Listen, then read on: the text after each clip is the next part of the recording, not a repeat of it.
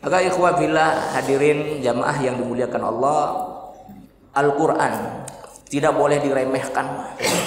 Al-Quran bisa menjadi junnah, bisa menjadi tameng bagi manusia dari berbagai macam mara bahaya.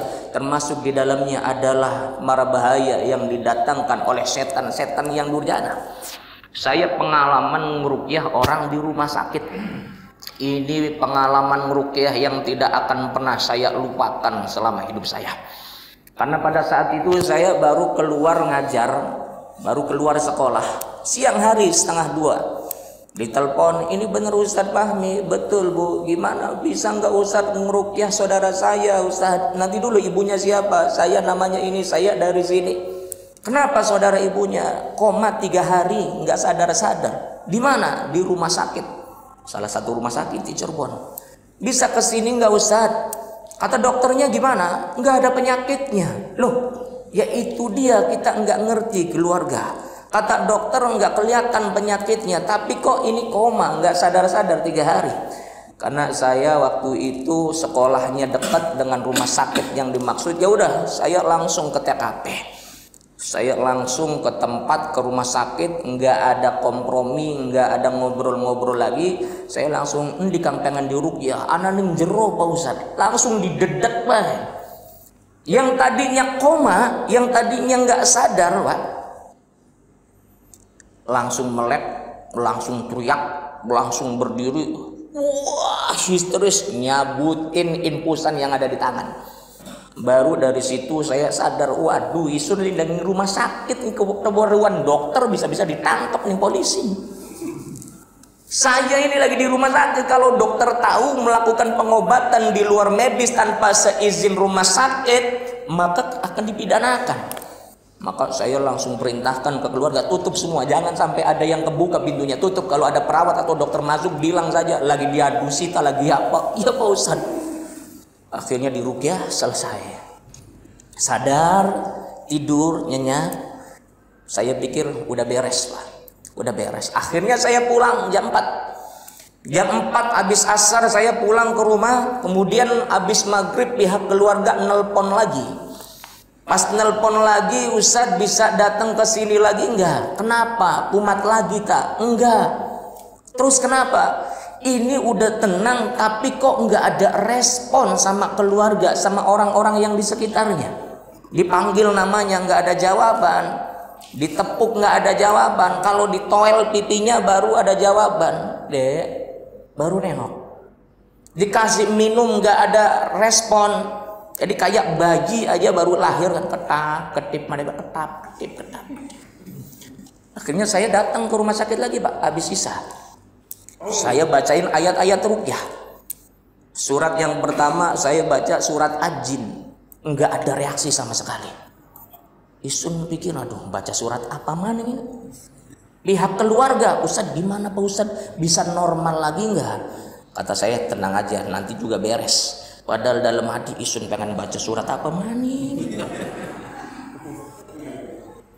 Surat Ad-Jin sudah, surat Yasin sudah banyak surat saya baca. Akhirnya sampai jam 11:30 malam. Jam 11:30 malam saya izin sebentar ke pihak keluarga, Pak punten saya belum makan nih dari tadi sore. Saya mau makan dulu, beli nasi goreng. Iya Pak Ustadz, tapi bisa beres maning beli. Tenang beng kok gak beres. Padahal si pikiran mau baca surat apa maning. Ad-Jin wis dibaca, Al-Waqi'ah wis dibaca, Yasin wis dibaca, surat-surat ayat-ayat ruqyah wis dibaca. Dasmet mana ndase mumet ya Allah. Sambil saya makan nasi goreng, saya kepikiran di handphone ada murotal Al-Quran. Wis kan ngaji wis handphone bae lah. Yang suruh ngaji handphone, nyetel handphone, murotal MP3. Saya selesai makan nasi goreng, saya masuk lagi, saya coba ruqyah lagi. Tapi bukan saya yang baca ayat ruqyah, melainkan handphone. Handphone disetel, murotal Al-Quran ditaruh di sampingnya, di telinganya. Langgamnya langgam Hijaz. A'udzu billahi minasy syaithanir rajim. Bismillahirrahmanirrahim. Itu Pak, yang tadinya orang nggak ada respon sama sekali ketika dibacakan ayat-ayat Al-Quran dari lisan saya, tapi ketika Al-Quran itu disuarakan dari handphone yang saya bawa, langsung ada respon. Langsung nengok ke saya, berlinang air mata, nangis sesenggukan. Tapi nggak ngomong. Cuma pihak keluarga nanya, Ustaz kenapa ini Ustaz? Diam, ini baru ada respon. Alhamdulillah. Saya yang baca nggak ada respon, pas handphone Kang baca ada respon. Alhamdulillah. Diam kata saya, diam, jangan banyak ngomong, diam.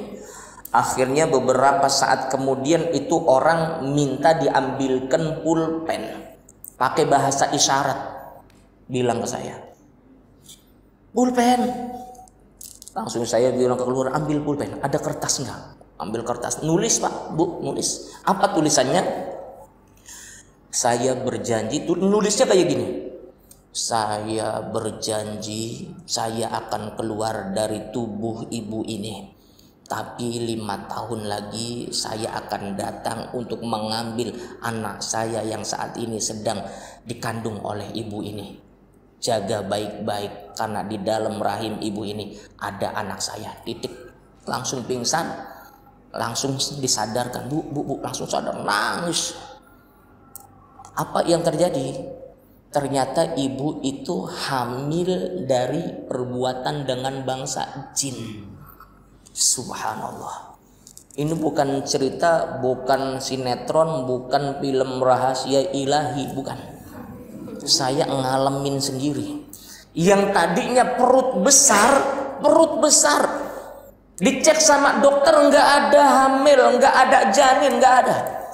Setelah titik nulis itu langsung dia merem, sadar, kempes perut itu. Saya yang tadinya tegang jadi nangis, alhamdulillah. Keluarga nangis semua karena dia sembuh. Di lakine kita, di mboket kita, wong dermayu, dipeluk nangis terharu. Saya sampai ikut nangis Pak. Tapi nangisnya bukan karena nangis terharu, nangis pegel. Alhamdulillah, akhirnya sadar juga. Sebab saya takutnya itu waktu ngurukyah siang saya salah mencet, kena saraf di otaknya jadi agak miring. Tapi ternyata ada jinnya, dan ternyata itu adalah jin janin, jin bajin. Selesai rukyah, bisa diajak ngobrol sebentar. Kenapa bisa seperti ini? Bisanya ada baji dari jin ini, gimana ceritanya? Suaminya cerita, saya ini petani Ustaz. Saya beberapa kali pernah waktu pagi-pagi berangkat ke sawah. Baru berapa menit saya berangkat, konon katanya saya balik lagi. Dan mohon maaf ngajak hubungan sama istrinya. Kata istrinya, Kang, nembake mangkat Kang, balik maning beli wareg ya. Wis wareg urug. Subhanallah. Ternyata memang ada seperti itu Pak. Dan itu terjadi berkali-kali. Sampai subhanallah, ini masalah gaib yang sesungguhnya apa yang terjadi wallahu a'lam, hanya Allah yang tahu. Tapi ini hanya jadi pelajaran bagi kita. Jangan sampai rumah kita kering dari bacaan Al-Quran.